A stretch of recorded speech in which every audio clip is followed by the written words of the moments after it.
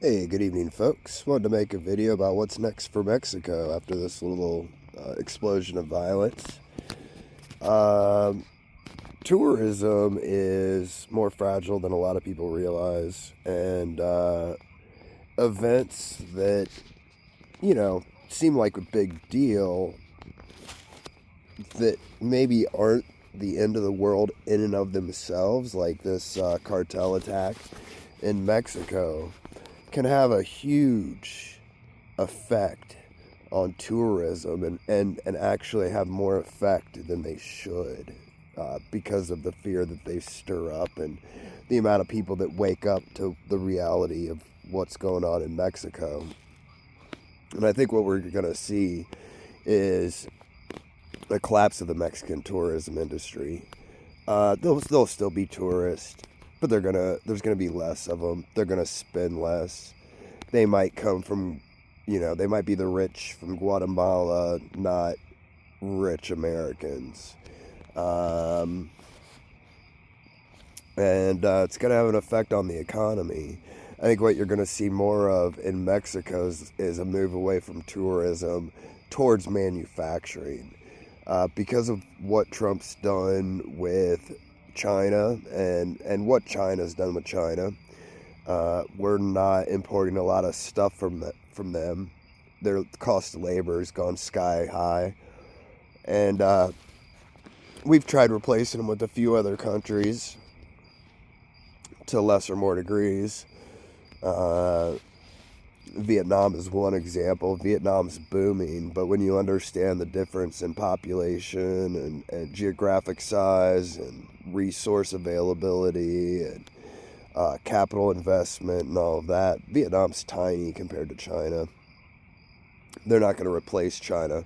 They'll replace a part of China, but they're not going to be the next cheap labor China. They'll be the next cheap labor Vietnam.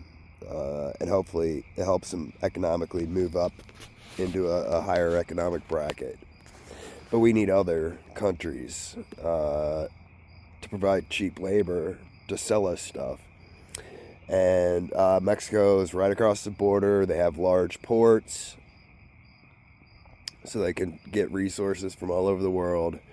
They have access to lots of capital and decent trade agreements with the U.S. And so what I think we're going to see is less immigration, uh, less tourism, more manufacturing in China and or from China to Mexico, and then we'll just see Mexico become more of a manufacturing uh, society, which I think overall is probably a good thing. Tourism is seasonal. It can be up and down. They're generally low paying jobs. If you're rich and you own the hotel, you do well with tourism. If you work at a hotel, you don't really benefit all that much from tourism. You'd be better off working in a factory financially. The average, I don't know if it's the average, but I think the minimum wage in Mexico is like $15 a day. Uh, if they can get into like mid-range manufacturing, they could probably increase their wages, have more steady jobs, have more stable economy. If they can keep the cartels in control, a lot's going to depend on what they do with them. Now, if Scheinbaum goes in and crushes them, sends in the military and just starts butchering all the cartels, tourism could come back. Mexico could have a renaissance. But I don't see how that happens because the cartels are intertwined in Mexico's economy and politics, from the president down to every local mayor. They have extremely high rates of political violence, extremely high rates of extortion. And if you're not playing ball with the cartels and you want to get elected to office, you could just likely not be around for very much longer. And unless that's fixed, it's going to be a poor country. They're just going to have a hard time. And like all Americans, I know a lot of Mexicans. There's a lot of Mexicans that I think are amazing people. There's bad Mexicans.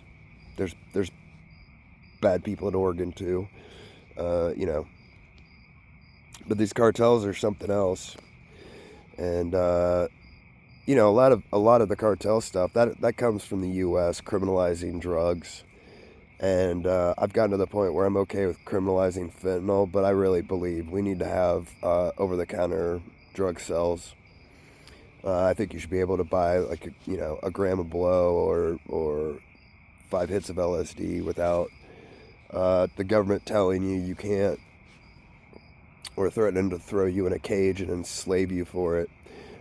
We obviously aren't preventing people from using drugs. We just create a prison industrial complex with the largest prison population on earth.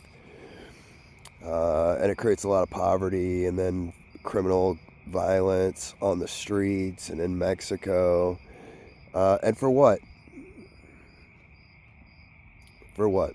So the cartels can make money? So our corrupt politicians and their corrupt politicians can make money? And so our drug addicts can get really bad drugs and OD when if they could go get an OxyContin pill, they could do their thing and not die on the street, not cost society as much as these fentanyl addicts are causing us. Ron Paul, I watched a Ron Paul video today. He's still ticking, and he brought that up, and it's true. Criminalization of drugs has been a complete failure. I would like fentanyl and nitrazines and all that. Certain drugs at this point, I would like to say we should keep criminalized. Although, criminalization just doesn't work. It really doesn't. You just end up with a police state. You still got dummies doing dope. And until the politicians hold drug addicts accountable for their behavior, that's the real problem. It's not that people are using drugs, it's that people are using drugs and then attacking people, pulling their genitals out in public, smoking drugs on the light rail, pooping on the sidewalks. It's not the drugs, it's the behavior of people. And if the police, along with the prosecutors and our governments, would crack down on bad behavior, regardless of what substance people are on, things would go a lot better for America. And if we legalized drugs, we would crush the cartels. We would crush a lot of criminal gangs in the United States. That's what half of them do. Half of them, at least. All these criminal organizations, they make their money selling drugs or selling women and girls that are smuggled over the border. And it's bad news.